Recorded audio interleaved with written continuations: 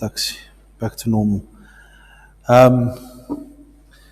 So, a couple of weeks ago, we started a series, or we said we were going to start a new series of talks, a number of talks on the contemporary saints of our church. And the first one we did was on Saint Eumenios, the leper,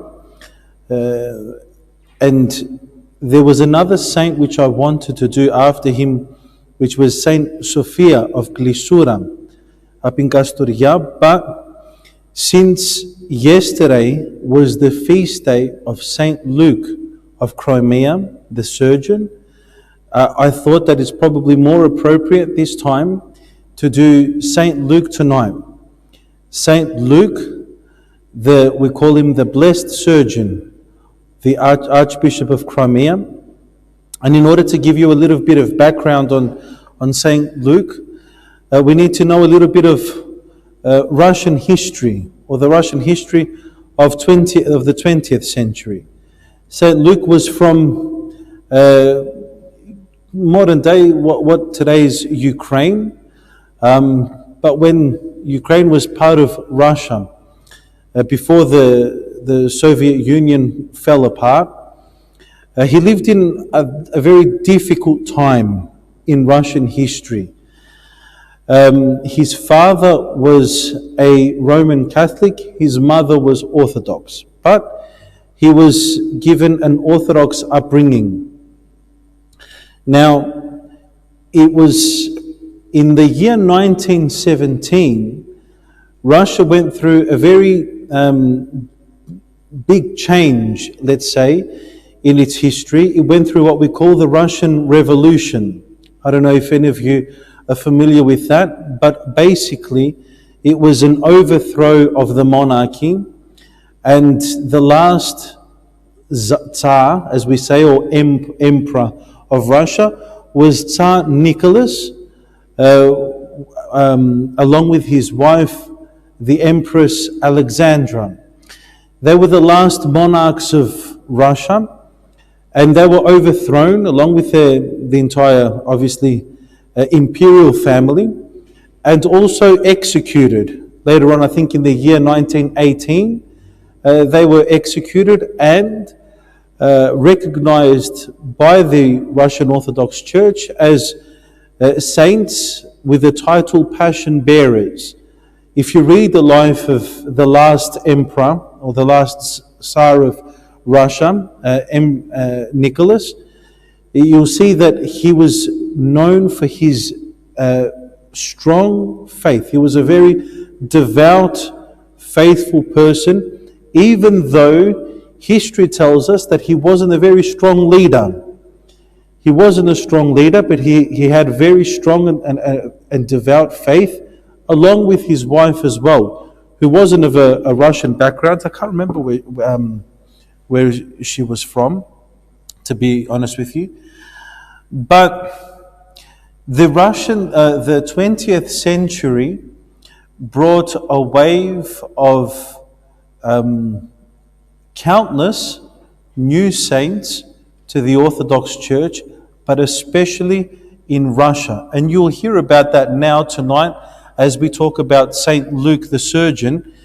By speaking about Saint Luke tonight, we will learn a lot about the persecution of the Christian Church in the 20th century in the USSR, during the rise of communism from basically 1917 to 1991. So for 70 years, there was what we have the control of the communist party, communist state, where many people were tried, especially the church. If you ever find yourself on the Holy Mountain, on Mount Athos, or in other old churches, you'll see and you'll notice that many of them are painted red. We see that sometimes, whether inside or even outside, And even on icons a lot of the times, sometimes the background is red. If you ask the monks, they will tell you that the color symbolizes the blood of Christ and his saints.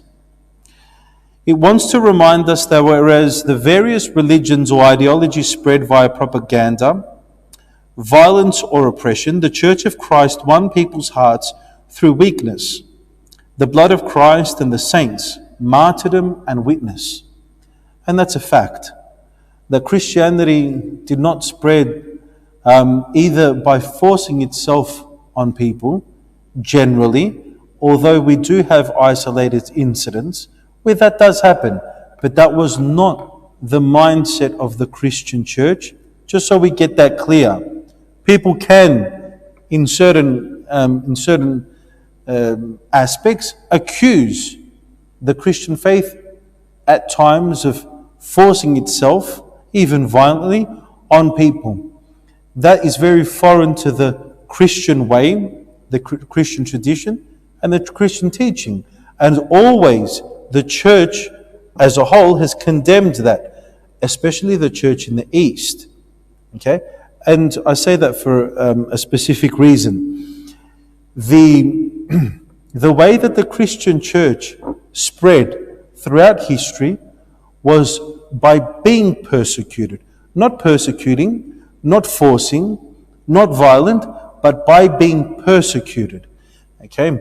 And that's why in the first 300 years of Christianity, we have not only the strengthening of the Christian faith through persecution.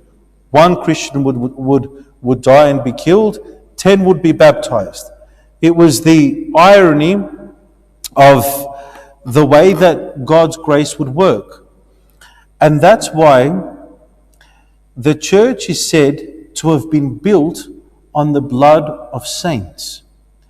And just to emphasize this, when a church is built, an actual church building, and we have the altar table, when we consecrate the church, when the altar table's built, it's built with a hole in the middle of it. It's hollow in the middle. And the reason for this is when a church is consecrated, the bishop takes relics from martyred saints, not just any saint, but saints that were martyred, and will place the relics of the martyred saints in the hollow area of the altar and seal the altar with that. And so then the divine liturgy is served on the relics of martyred saints. The early Christians, before they had altar tables, would serve the liturgy where? On the tombs of the martyrs. They would go to the tombs and set up there and do the divine liturgy on the tombs of the martyrs. And so that's why it is said that the seal of the Christian faith in a certain country would be the fact that it underwent persecution, that it had its own martyrs. And that happened throughout the known Christian world at the time. Up until the 20th century, although Russia had pretty much accepted Christianity a millennium before that by the Tsar Vladimir. Vladimir was the one who baptized Russia, basically, the one who brought Christianity into Russia around about in the late 900s, okay, so the 10th century. That's when the Russian people were baptized and embraced the Orthodox faith. They hadn't undergone what we call the persecution of the Christian faith, not until the fall of the monarchy and the rise of communism in 1917. In the 20th century, the Russian church underwent its own harsh martyrdom, as I just said. For 7 decades, an untold number of martyrs and confessors gave their blood in their own witness on the cross. One such moving witness on the cross is the figure of Archbishop Luke. He was the professor of topography, anatomy and surgery, a man of rare talents and gifts. He served others as a shepherd, a doctor with remarkable love and self-denial, continuing the tradition of the great unmercenary saints, or the doctor saints. The ones that the most renowned to us, the doctor saints, is Cosmas, Damien, Panteleimon, Ermolaus. We usually commemorate them. They're the doctor or our mercenary saints. He's added to them. Why? We'll hear about it.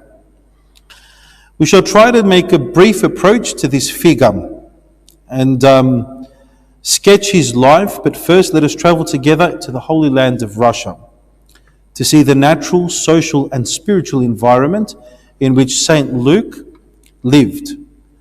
In the 19th century, Russia went through a very difficult time. The standard of living among the Russian people was very low. People lived basically in poverty. And I remember studying this even at school.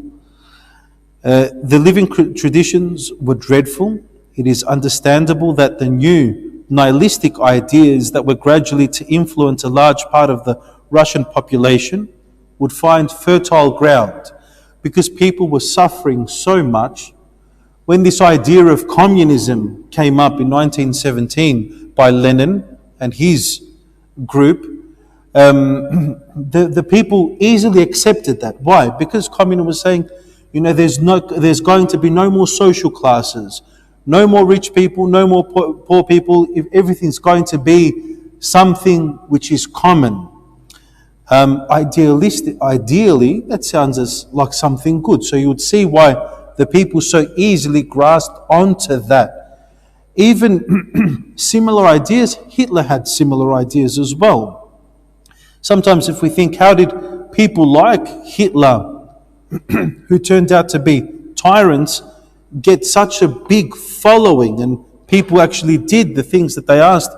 And the same thing with Lenin, and then later on Stalin, which we'll hear about tonight.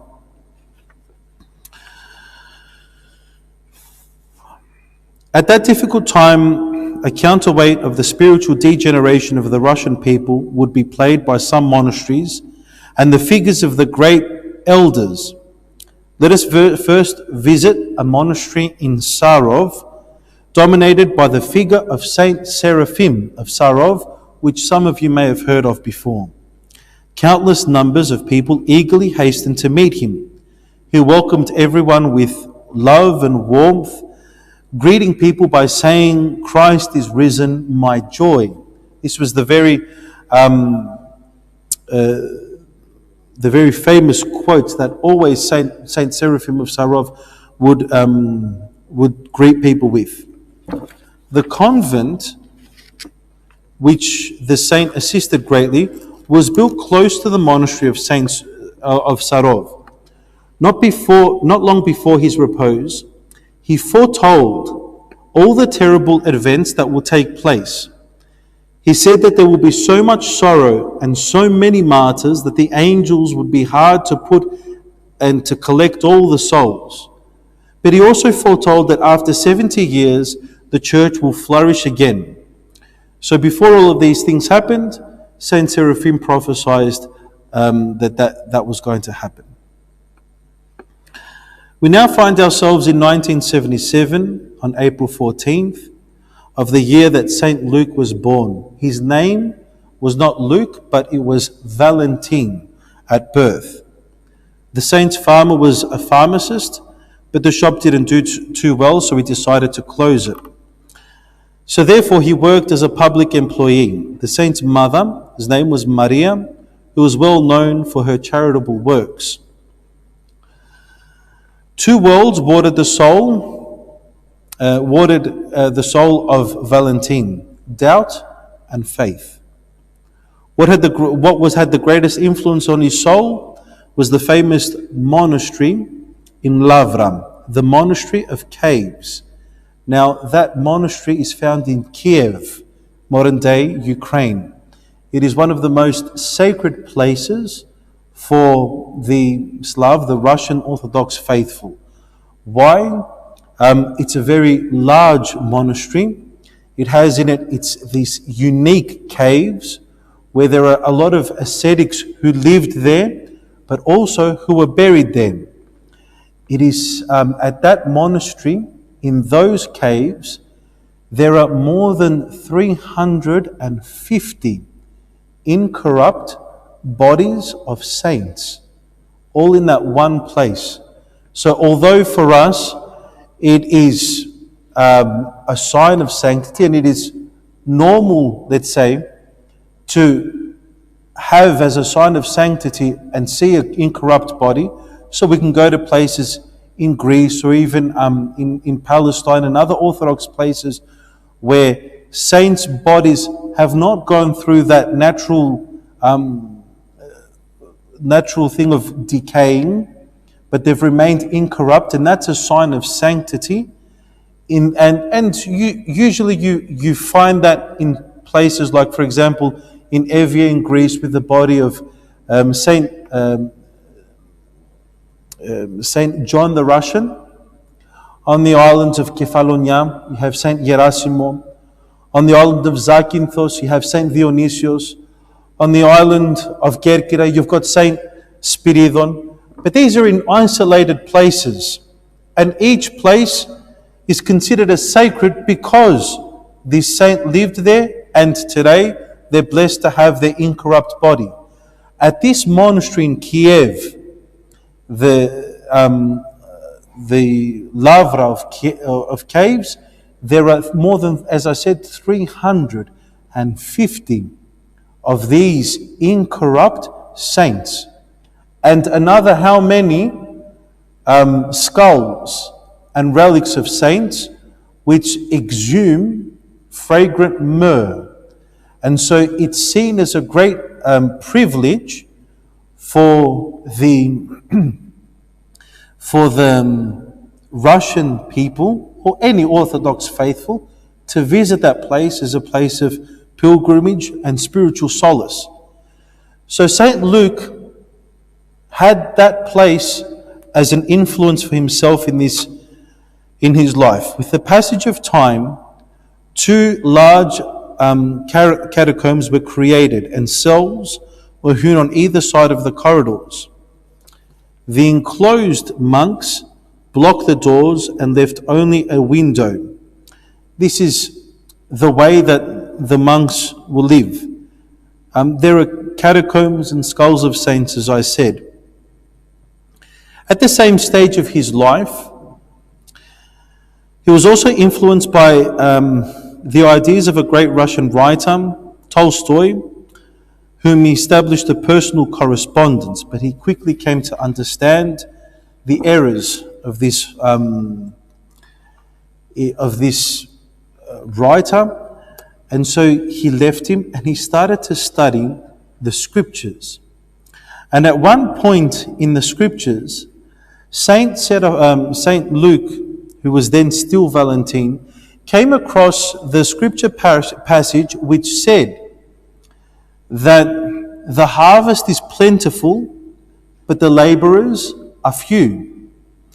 And when he read that, he felt very sorry that the Lord didn't have any laborers. And so with red ink, he underlined that part in the scripture. That part in the scripture later on in his life would show some sort of fulfillment when he himself was going to embrace the priesthood and become a laborer for Christ. But before that, he would go on to do his schooling, his university. He had a talent, and his talent was drawing, sketching. So he was an artist. And a lot of the times he would sit and he would sketch the pilgrims. He would sit at the monastery, as we said, the Kiev caves, and watch the pilgrims, and he would sketch them and draw them and then sell his artwork. But he was conflicted, and he thought to himself, which path will I take? Will I become an artist, or will I do something else? And his heart was drawn to helping others. And so he started to study medicine. He studied medicine, and he became a doctor.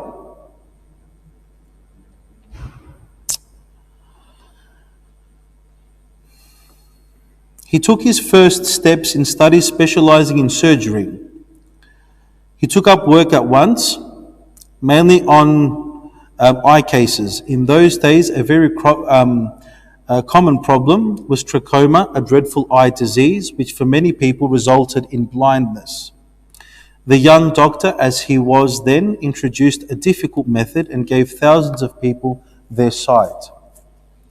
Before he managed to get started working in the province, a war broke out. It was the Russian-Japanese War. And so when that war broke out, he went and he was sent, or rather he himself volunteered to go and be a doctor for the soldiers, the injured soldiers. That's where he met his wife, who was a nurse. Her name was Anna, and she was known as the Holy Nurse. Why? Because she was so dedicated to what she did, even though a few of the doctors had approached her to marry her, she refused. She had a deep faith and wanted to give herself to God. But something changed when she met Valentine, the later Saint Luke, and they fell in love, and he married her, and with her they had 4 children. At the time, he came face to face with the problem of general anesthesia. Its implementation had already begun, but because there was no specialist anesthetics, nor indeed appropriate facilities, general anesthesia was actually more dangerous than the operation itself. For this reason, he attempted to find new methods of local anesthesia. So he actually cultivated and developed the local anesthesia. To put someone under anesthesia back then was very, as I said, very dangerous.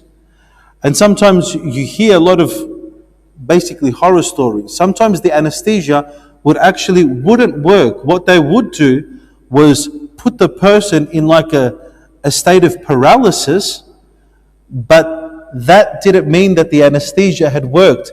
They could actually feel everything that was happening to them in surgery, but they couldn't say anything because their voice was paralyzed. So imagine that, being under this paralysis, let's say, under this anesthesia, but being able to feel every single cut that they were doing to you during the surgery.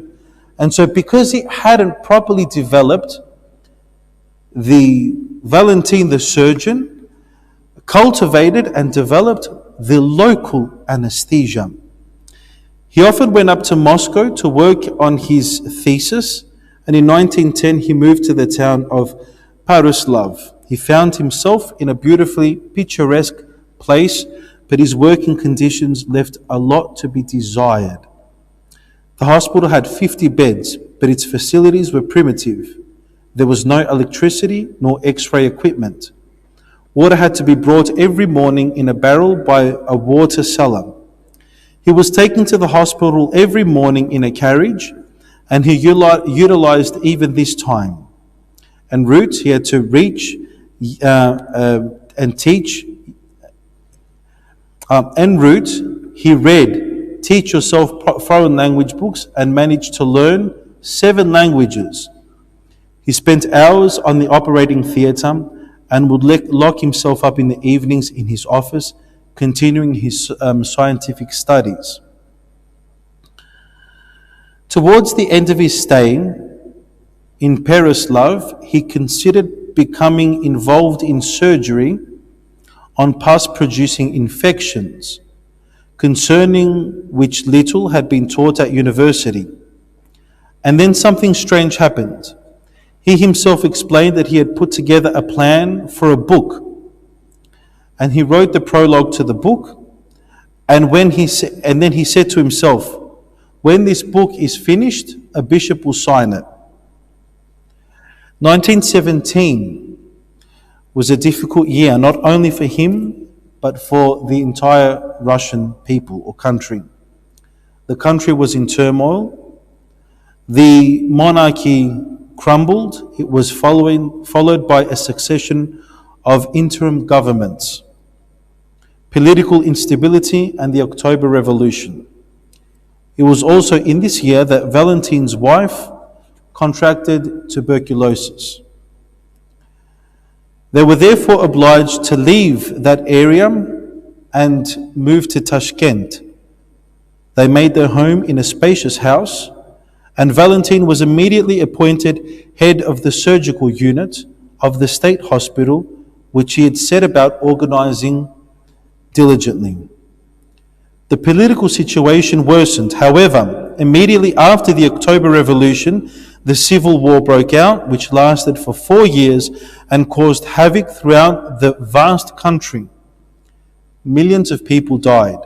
Numbers in the region of 20 million have been mentioned, and of course there were already many more wounded. There were also, however, other unfortunate victims. The children who lost their parents and were forced to survive by scavenging. Valentin was at the hospital day and night, risking his life. For the few hours he had at home, he had to look after his sick wife, see his children, cook, clean up, and do the washing. In 1918, he was the leading figure behind the establishment of the University of Tashkent and was elected professor of topography, anatomy, and surgery. The political situation was out of control. The civil war raged everywhere. The Tsar and his family were under house arrest in Ekaterinburg, I know it is.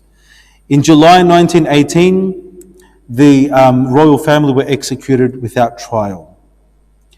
The murder inflamed passions, the increased brutalities. I'm pretty sure you've heard about the royal family. Have you ever seen, there's even a children's cartoon, Anastasia the Princess? That's based on the royal family of the last Russian monarchy, basically, where there's a tale that says that one of the daughters, whose name was Anastasia, actually survived, or a legend. Let's say that Anastasia actually survived the executions, but that's not true, because her bones have been found along with the rest of the family. They were taken to a basement in the home that they were under house arrest. They were taken to that basement. The Tsar, his wife, their 4 children, they had 4 girls and, they had 3 girls and a young son, Alexander, along with their maid and the cook, I think it was, and all of them were shot to death, basically in that room. No one survived. To make things worse, Valentin loses his wife at 38 years old. So his wife dies, and he's left with to look after his 4 children. Valentin was now a widower with 4 small children. At this difficult juncture, God provided the answer. A nurse came to fill in and to help him raise his children. At this point, we should perhaps speak of him in his medical and surgical capacity. Today, Valentin, or Saint Luke, is considered as the top surgeon of the 20th century in Russia. As professor and academic, Paraskevi writes, his fame and skills were legendary. He could perform the most difficult operations without any problem. He himself said a surgeon should have the eye of an eagle. So Saint Valentin says this: a surgeon should have the eye of an eagle, the heart of a lion, and the hand of a woman, meaning a very delicate sense of touch. Once he took 20 pieces of paper, he put them down on the table, and he said to his children, "Tell me," stacked 20 pieces of paper, "give me a number of how many pages I should slice through." And they said to him the number 7. So he took his knife and he sliced through the pages, and only 7 pages were sliced. That's how good and delicate he was as a surgeon. Apart from his scientific expertise, he was also distinguished for his deep faith in God. He would call for help during operations, and in the operation theatre, he always had the icon of the Mother of God, the Theotokos, holding Christ the child with a vigil lamp lit in front of it.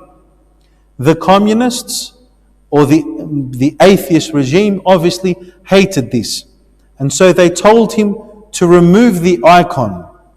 And he said, if you remove the icon, then I will not perform surgery. But then, in their stubbornness, forced and took the icon away from him. It wasn't until the head of the hospital's wife got very sick and no one could make her better, and she needed surgery. The only one that they knew that could perform this surgery was Valentin. And they said to him, come and perform, the head of the hospital said, come and perform the surgery for my wife. He begged him. And he says, if you put the icon of the Mother of God back, then I will perform the surgery for your wife. And so they gave in. They put the icon of the Theotokos back in the surgery room, and he performed the surgery. Every time before he would perform surgery on someone, he would take the iodine and mark them with the sign of the cross where he was going to do the surgery, and then perform the surgery that he was going to do. In January 1921, he was ordained a deacon. And the reason for this is because in the area at the time, one of the bishops was put on trial. And he was there. He was put on trial by obviously the atheist regime.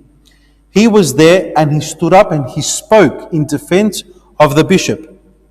After this, the bishop took him and he said to him, you must be ordained. And he said to him, if it is God's will, I'll accept to be ordained and become a priest. And so he did. In January 1921, he was ordained a deacon and therefore a priest. A few days later, the ordination of the famous university professor to the priesthood was a bolt from the blue for Tashkent. The new priest undertook parish duties and preached the word of God at every opportunity.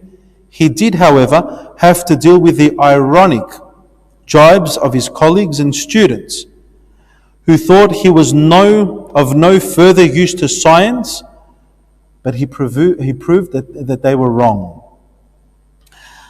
Let us dwell for a moment, as a parenthesis, on the political situation which obtained then in the Soviet Union. In order to understand this, we have to understand what was happening politically. The victors engaged in a merciless persecution of everyone that came under suspicion, under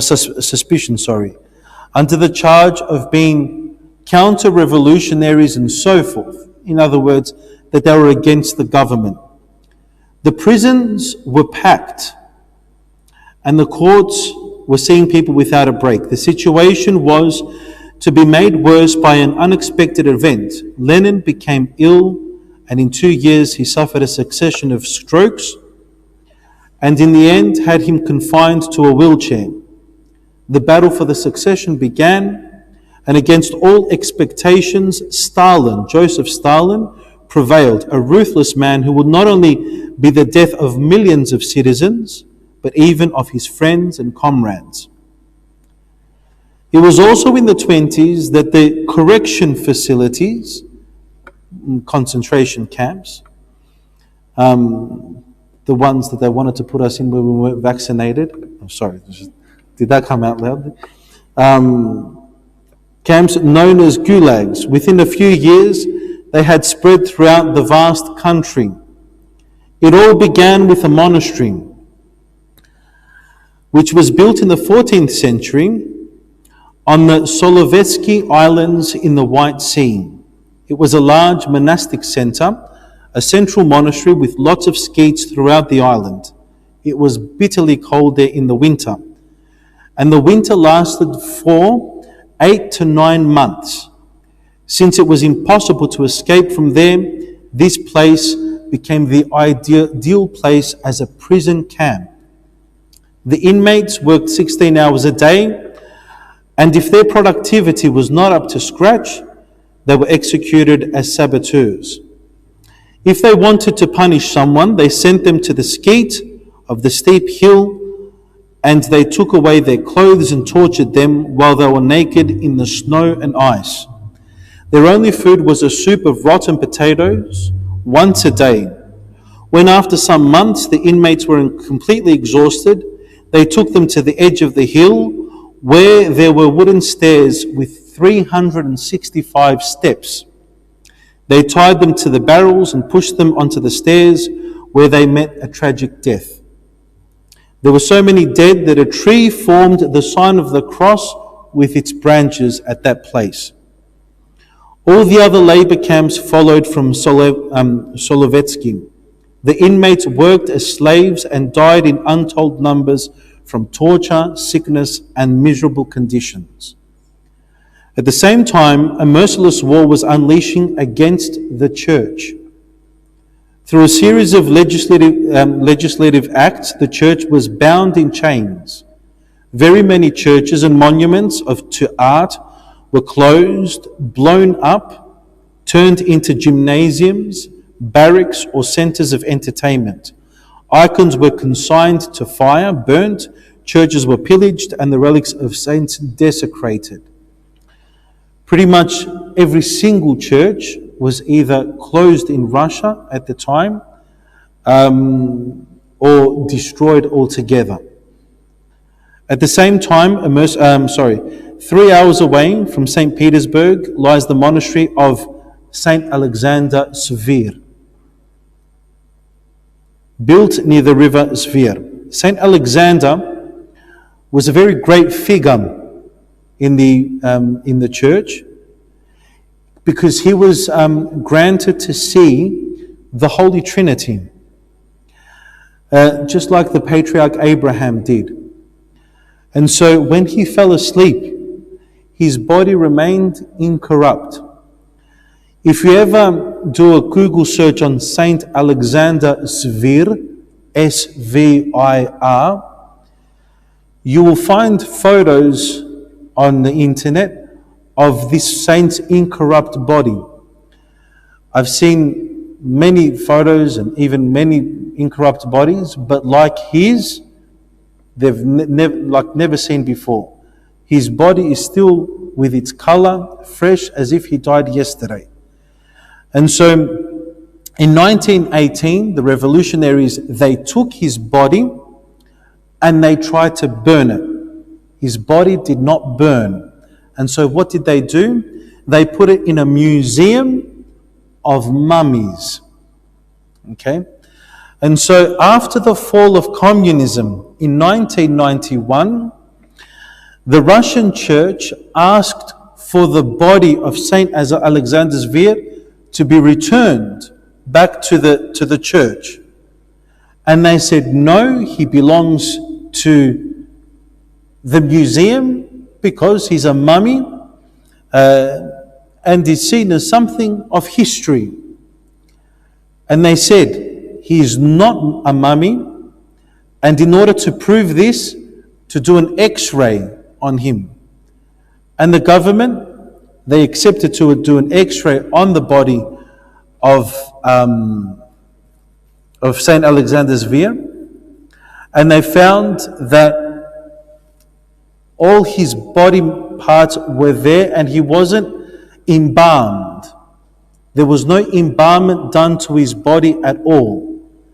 And so this proved that his body was not mummified, but the fact that he remained incorrupt was a miracle of his sanctity. And he was given back to the church where the monastery that he was has him today. That in 1918, just to add to that as well, when they did steal his relics or take his body in 1918, they executed all the monks that were in that monastery as well. Among the victims The people of Russia frequently displayed the heroic outlook in the defense of the churches. I shall mention only one. Moving case in 1927 in the town of Olenets. They went to demolish a church. A young woman about 25 years of age heard what was about to happen, ran to the church and shouted to the workers, "Pull down the church and kill me." The workers waited for her to leave. Because they did not want to kill her, in the end, they left her a few days, and the girl stayed to guard the church for 25 years. She swept it, looked after it, and the people brought her food. The church was saved. At the end of her life, she became a nun and took the name Varvara.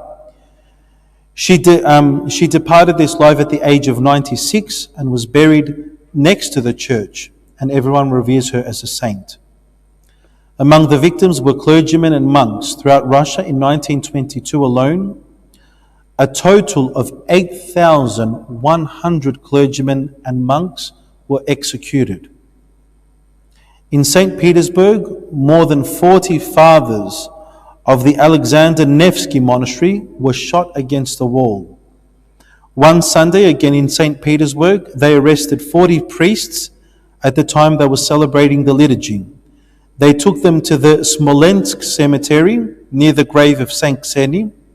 They gave them tools and told them to dig a large hole. Then they threw them in and buried them alive. So the blood of the new martyrs was spilt abundantly, and the Church of Russia can boast of the multitude of the holy new martyrs. Let us return again to Tashkent. It was at this time that Valentin elected to be ordained as a priest. His new responsibilities awaited him. Archbishop Innocent was removed in 1923, and the people's choice was to have Father Valentin succeed him as bishop. He humbly accepted the new call from God, and thought he was well aware, and though he was well aware of the dangers, he accepted to be consecrated a bishop. Because there was no church to make him a monk, to tonsure him, they did that in a children's bedroom. He took his monastic vows. So in order to be a bishop, he had to become first a monk, and he did that in his children's bedroom.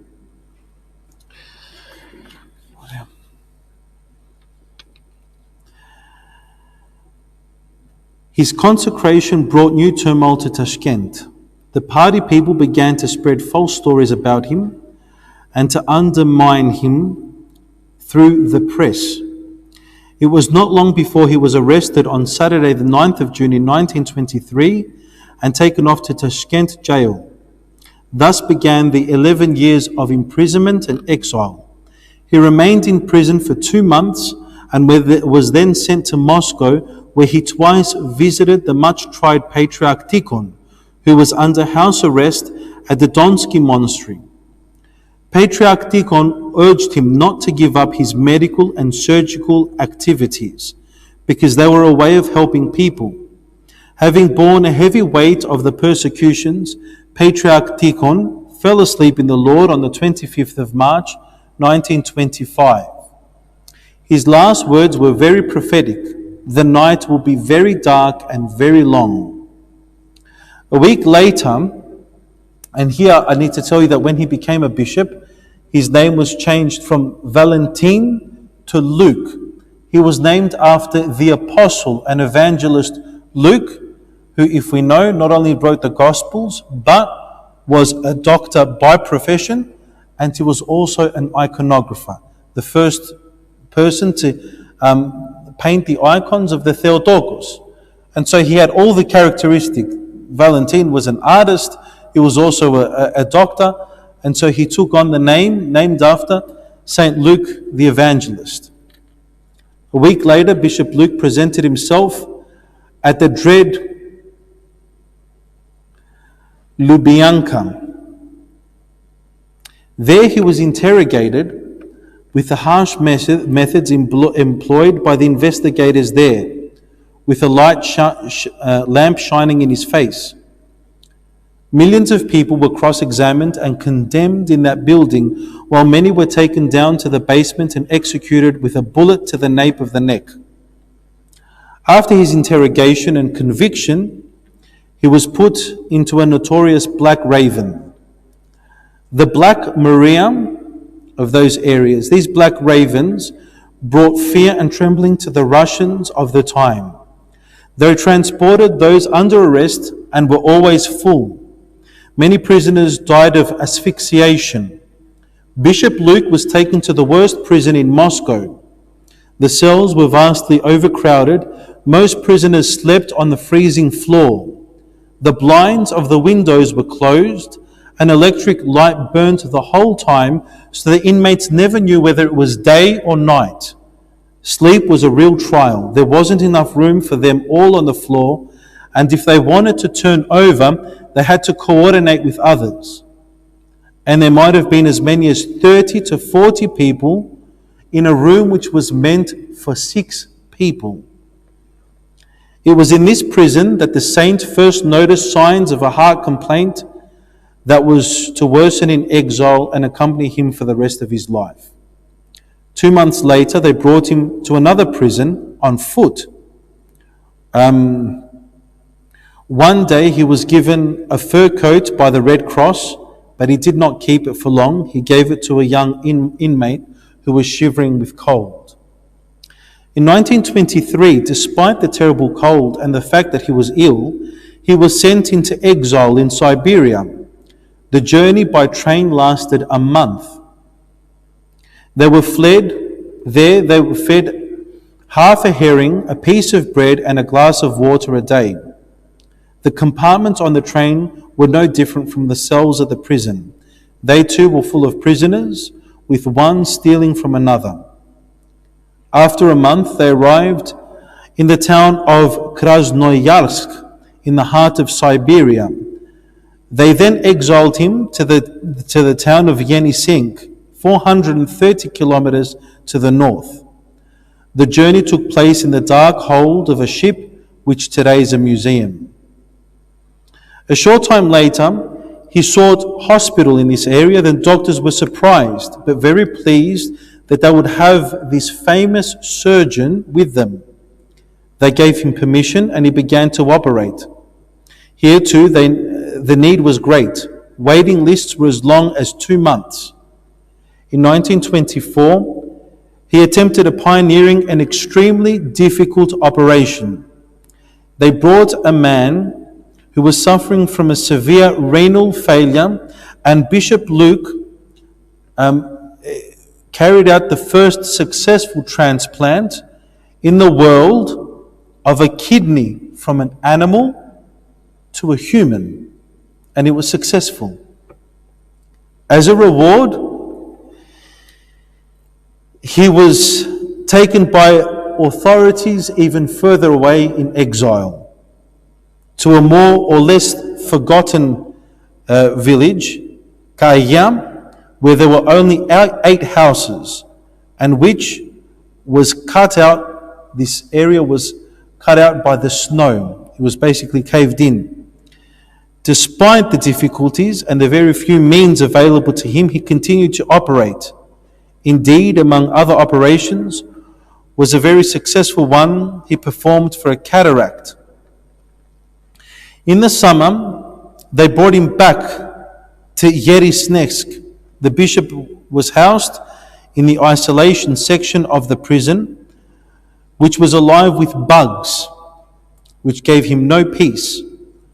So they then let him out, and he was able to operate and celebrate the liturgy in an old monastery. He operated non-stop, and the residents of the town loved him greatly. But the more the love of them increased, the greater was the hatred of the authorities toward him. So they decided to send him to the frozen north. At the landing stage of Yeniseisk, they pitched him onto a barge, and he travelled for about 2,000 kilometers north along the river. The journey was endless, monotonous, boring, tiring, and very trying. There was hardly any food. Rather, the prisoners had themselves become food for the lice. At some stage, they arrived in the town of Turusk. These are Russian names, and I've got no idea how to pronounce them. Turukhask. The climate conditions, somewhere in Siberia, 2,000 kilometers away. The climate conditions made his life unbearable. The winter was dark and endless. Everything was frozen. During the short summer, clouds of mosquitoes made life a real trial for the inhabitants. Bishop Luke worked in a small hospital. There was no other doctor and no proper facilities. All he found were a bottle of alcohol and a knife. He operated with these and stitched the wounds with hair from patients. We might pause for another parenthesis here. At that time, millions of prisoners were taken to this area in the frozen north. Here the snow really never melts, even in the summer, which lasts 2 to 3 weeks. The prisoners had to build new townships from scratch, construct factories, roads, railways, to nowhere. Temperatures fell to minus 60 degrees Celsius, and when it was windy, the situation was unbearable.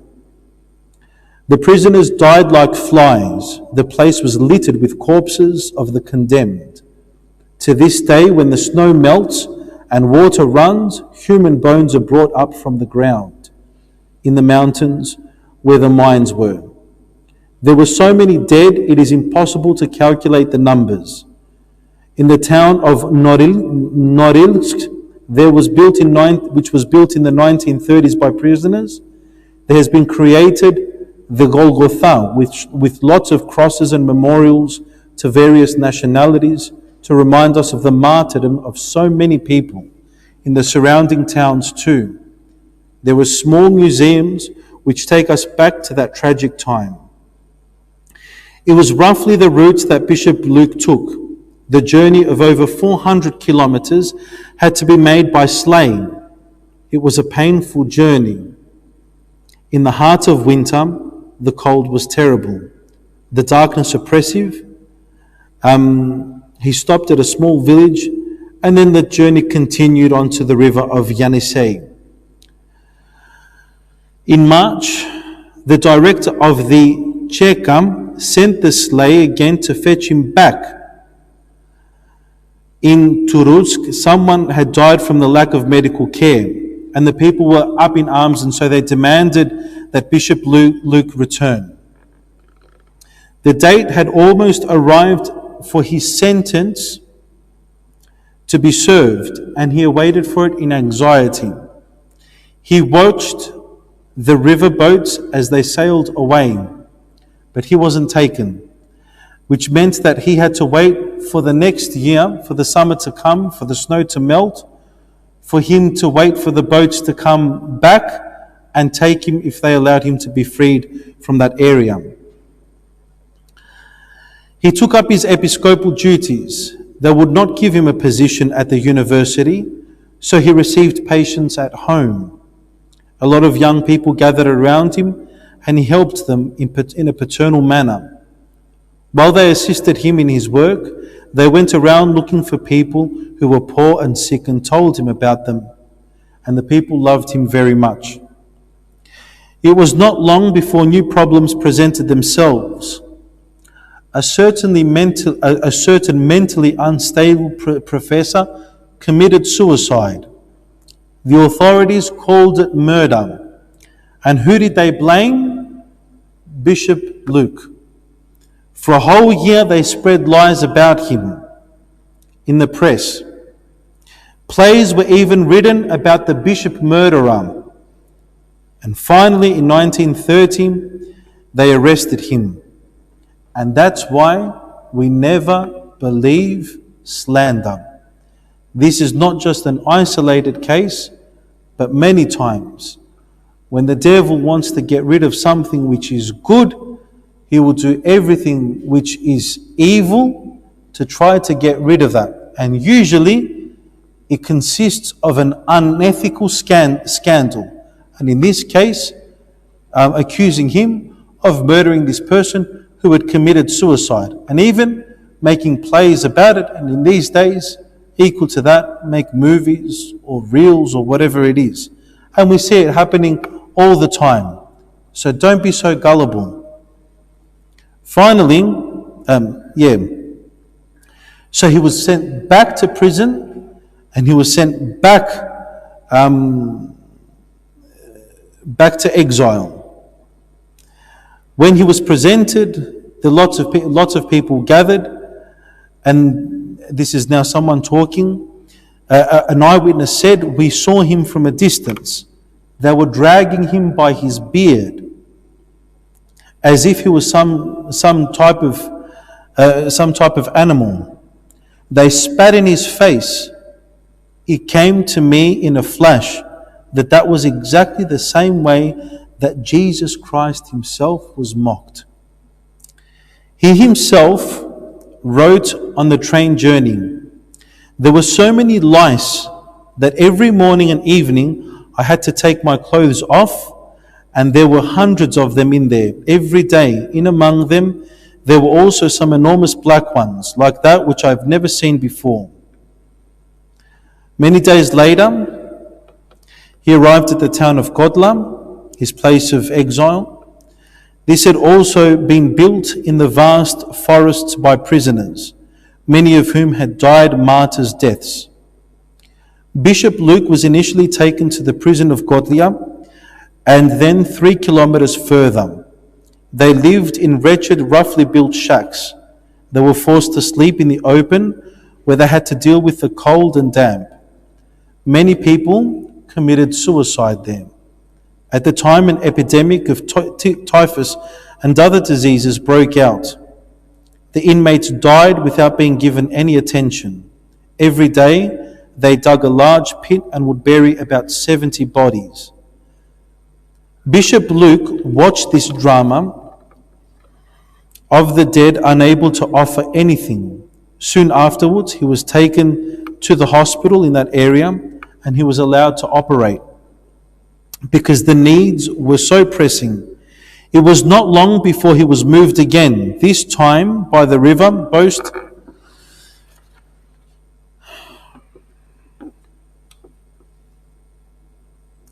Arkhangelsk. This is one of the northmost cities in Russia. And because they had sent thousands of prisoners there, Bishop Luke was pressed to find a house. The exiles shivered on the streets because there was not enough houses to go around. He finally found a room in a large house where other exiles were living. The authorities allowed him to operate at the hospital, but he had to face the jealousy of his colleagues. He attended church in the cemetery chapel, but here too he was viewed with suspicion. In 1932, a tumor appeared, and he went to Leningrad to be operated on by an oncologist. Fortunately, it turned out to be benign. In Leningrad, he was called to meet Kirov, a high-ranking member of the Communist Party. The latter offered the bishop the largest surgical research facility in the country, provided he remove his monastic habit and renounce Christ.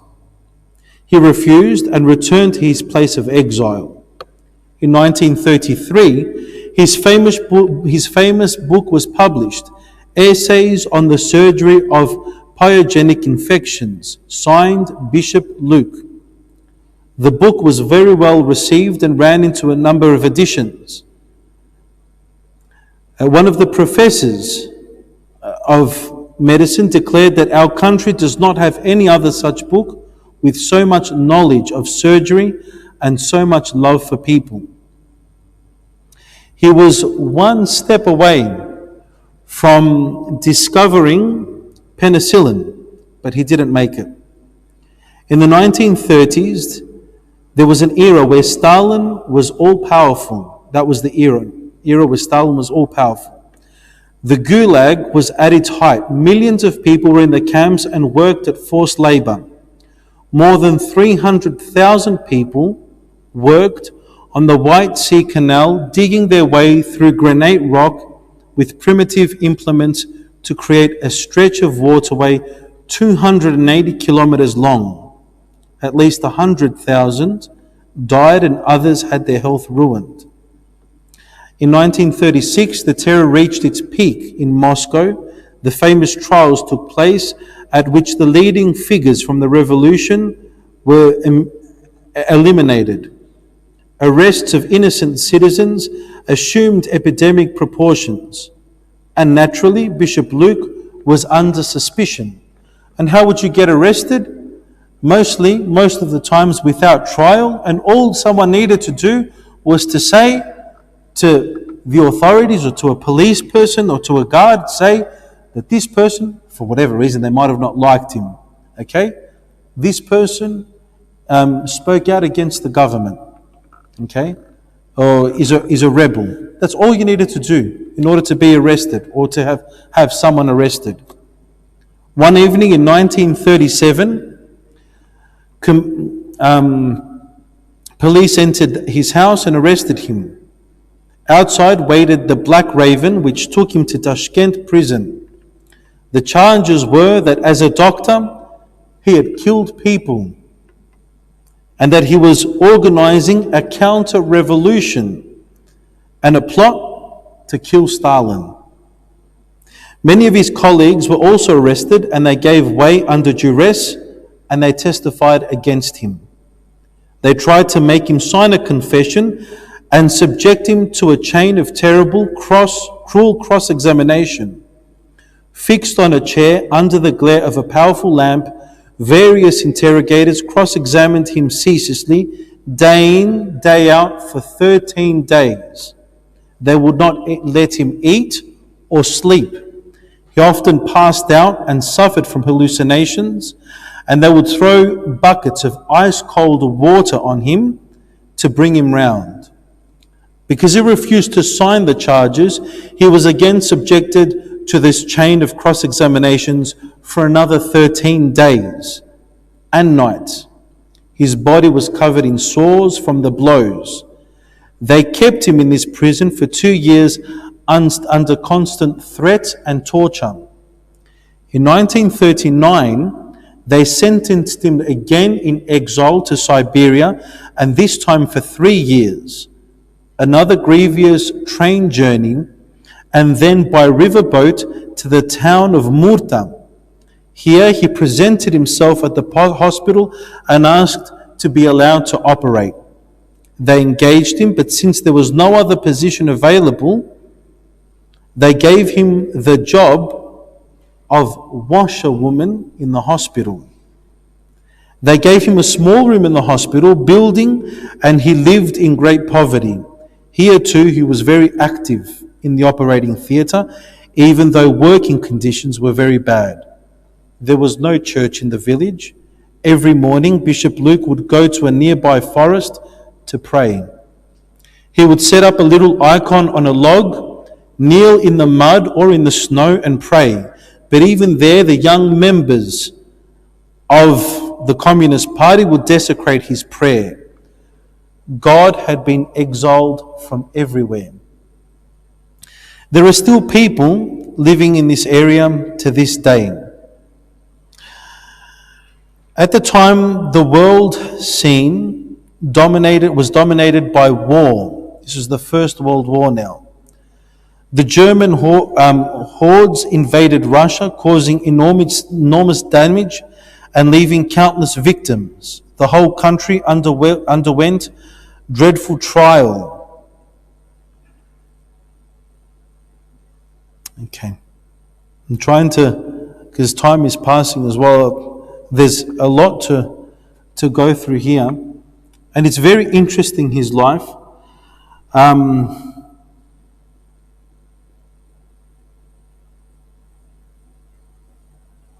Just one thing that he writes to one of his sons.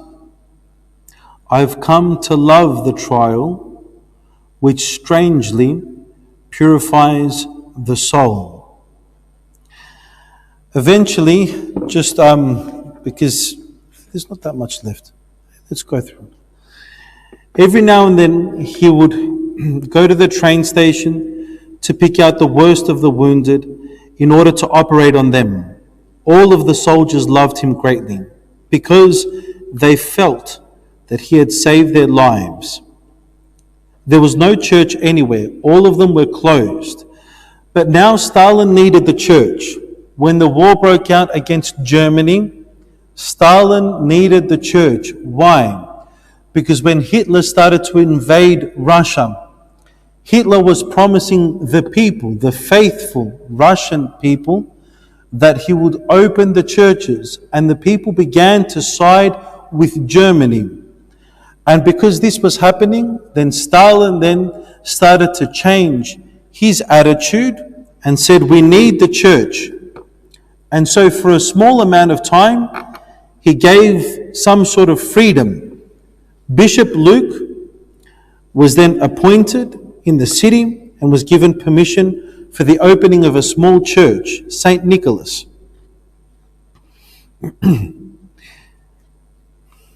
In 1944, he was transferred to Tambov as head physician and archbishop.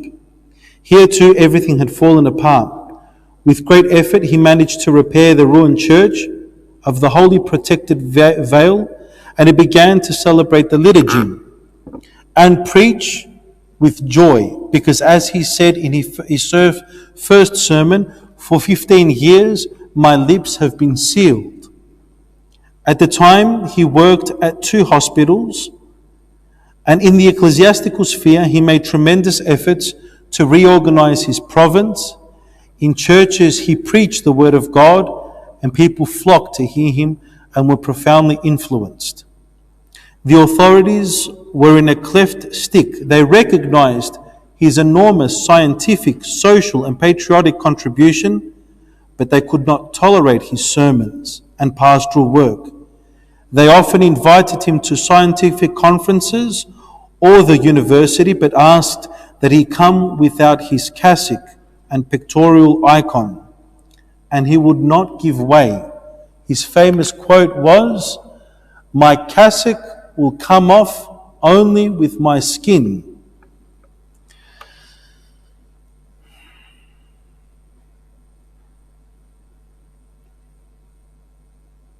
This is just to give you a small idea of the life of Saint Luke, just so I'm not tiring you out too much. But I want to read from you about his funeral procession.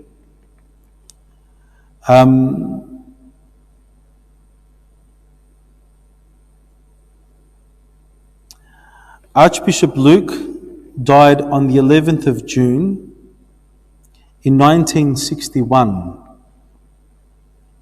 which is the day where the All Saints of Russia is commemorated. At 7:04 in the morning, Archbishop Luke breathed his last, and his soul winged its way up to the heavens. He left to be there in time to celebrate the liturgy on that great day, at the altar in the sky. Before the coffin, people came from all over. They burst into hot tears and they cried, "Our Father has left us, our saint." People had gathered who were not just Orthodox Christians, but other people of different religions and different Christian denominations. All of them recognized his sanctity, his holiness. Anyone, on the day of the funeral, there came an urgent telegram from Moscow forbidding the funeral procession from passing through the central streets. What they wanted to do, anyone who wanted to take part would be bussed free via the side streets as far as the cemetery. They wanted the burial service to finish in 3 minutes. That was the instruction. The funeral was attended by a large force of police to implement the order. But after the funeral service, the people revolted. There were scuffles and fights with police. At some point, the road became open and the hearse started to leave. Some women broke through the police cordon and attached themselves to the hearse, while 3 heroic women threw themselves in front of the wheels of the vehicle and stopped it, shouting, "You'll go the way you want, only over our dead bodies." At that moment, a large flock of pigeons appeared in the sky, circled and followed the procession. Finally, the police gave way. The procession passed along the main boulevard, which was packed with people and strewn with roses for a distance of some 2 kilometers. All those people with one voice for 3.5 hours sang the hymn, "Holy God, Holy Mighty, Holy Immortal, have mercy on us."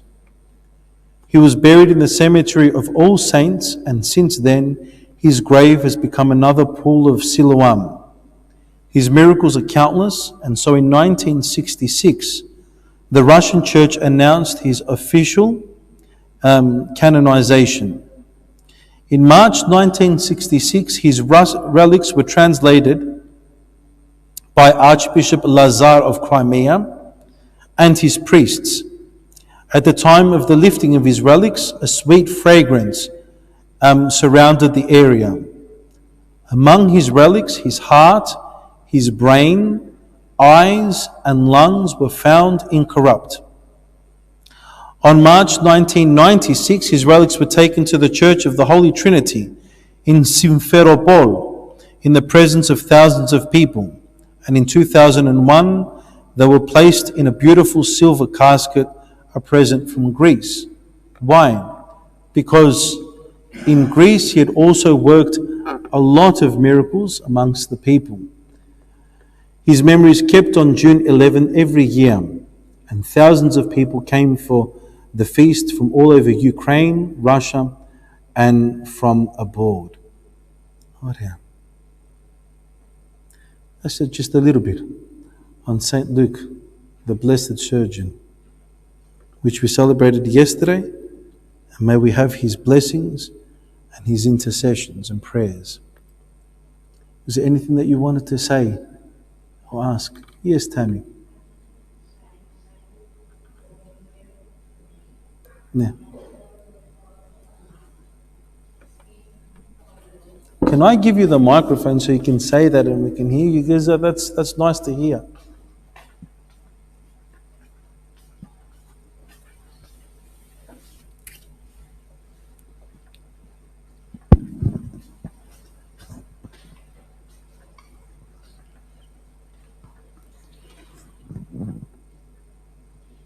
Father, I had to do 2 biopsies. I had to go in through my neck, needles, and twice I had to do that. She said I might have to perform a miracle on you, which hopefully it will be, but your voice, you might not be able to speak again. Against that night, I smeared some holy oil on my thyroid, and it went away. It didn't come back, nothing. It just shrunk, and it shouldn't have been shrinking, she said to me, and that was it. Then I had a problem with my leg, my left leg. I smeared again holy oil on my leg, no problem. Sometimes it plays up, but not what it was like before, and that's my fault because I only did it once or twice. I feel, Father, that I need to do it every night until it's clear. But I just adore him. So I got into my bedroom, our bedroom. The holy oil was St. Luke. A girlfriend of mine brought me a little bottle of it. So the oil, I fill it up all the time, so I've got it there all the time. But I just adore him, Father. Yeah. I just adore him. Yeah. I discovered him actually when I was studying in Sydney at the Theological College.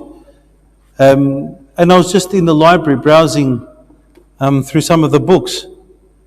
And amongst all the books that were there was just one about St. Luke. It was called, St. Luke the Blessed Surgeon. Never heard of him before. And I read his life, and just the saint, when I read his life, just went straight into my heart. I don't know why. But how he reveals himself is revealed to, like, so many people. I've heard so many people tell me how just by chance they've come across, not by chance obviously, but by accident they've stumbled across Saint Luke. Not just like as I said, not just the Russian people, but even in Greece now, there's so many churches and monasteries even built in his name because of the many miracles that he's working. Yeah. Has anyone got anything else to say on Saint Luke? Yeah. This has nothing to do with Saint Luke. Yeah. All right. So okay, my first question does have something to do with him. I was under the impression that married people could not become bishops. How did Saint Luke become a bishop? Oh, yeah. Married people can become bishops, but when they are widowed. Only when they are widowed, not divorced, but if they are widowed, they are allowed to become bishops. In the early church, there was no problem with married people being bishops at all. So we do have saints, for example, Saint Spiridon, Saint Gregory of Nyssa, even some of the apostles who we know were married and they were bishops, but it was later on, I guess, when the responsibilities of the bishop grew, but it also became more the position of the bishop also was intertwined, I think, with monastic training. That's when then the church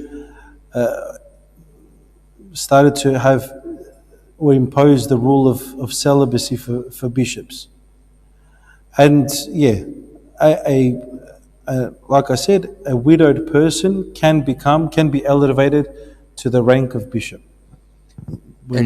If I may ask, could you please give us some information on the Apostles' Fast, which is quickly approaching? Yeah. So on the 29th of June, we celebrate the feast day of the Apostle Peter and Paul. And usually that's preceded by a fast, which always starts on a different date every year, depending on the calendar of Pascha. So sometimes it's a longer fast, sometimes it's a shorter fast. The fast always starts on the Monday after All Saints' Day, which is the Sunday after Pentecost. So this Sunday is All Saints' Day, the Sunday of the All Saints. And so the day after, we start a fast, not a strict fast. We're allowed to have fish except Wednesdays and Fridays, and it's known as the Apostles' Fast. This year, it lasts for 2 weeks. Last year, there was no Apostles' Fast at all. Why? Because Pascha fell later on. It fell on May, and because it fell later on, All Saints' Day fell, I think, either on the day or after the day of the 29th of June. And so the later Pascha is, the shorter the fast is, if there is any fast at all. Like last year, there was no fast. The earlier Pascha is, the longer the Apostles' Fast is. This year, Pascha fell pretty early, so we've got 2 weeks. And if you follow the old calendar, you start on Monday, but then that's another extra 2 weeks after that, if you follow the old calendar. So that's 4 weeks. But up until the 29th, we're allowed to eat fish. Like I said, not a strict fast, but it is a fast, which I find that a lot of people don't know about. We know about the fast of Christmas, Easter, Panagias, but a lot of people don't realize that there's even a fast for the Holy Apostles. And the people that do know about it usually complain. Look, the Church doesn't force us to do anything. Never forces us to do anything. The Church instructs us for our own spiritual benefit. And like we say, like if we can call what we do what we do as fasting, we fast. Everyone according to their own strengths, whatever they can do. Taksim. Yes. Thank you very much. Thank you. Oh, yeah. Anyone else?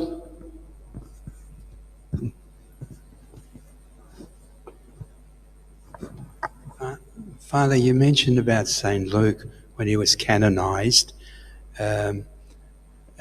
Certain parts of his bodies were incorrupt. And you mentioned about the Greek community giving a golden casket. The silver. Yeah. They donated 300 kilos of silver for his reliquary to be made. A silver casket, yeah. Where is this casket held at the moment? In Simferopol. In Russia or in Greece? Yes. Crimea. Crimea, which was Ukrainian, now Russian. Yeah. It's a little bit complicated at the moment. So with everything that's going on. Is it Ukraine that it's the Does anyone know now what Crimea is? It's with Russia? Yeah, I think a few years ago, I think it was taken back by Russia. Okay, thanks, Father. Yeah.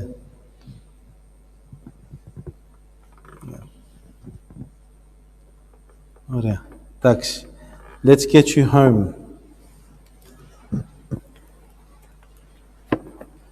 Christ, the true light, who enlightens and sanctifies every human coming into this world, may the light of your countenance shine on us so that in it we may see the unapproachable light and guide our paths to the work of your commandments. By the intercessions of your all-spotless Mother and all your saints. Through the prayers of our holy fathers, Lord Jesus Christ, our God, have mercy on us and save us. Amen. I've brought out the icon of St. Luke for you to venerate and receive his blessing, and also to venerate his relic, which we have there as well.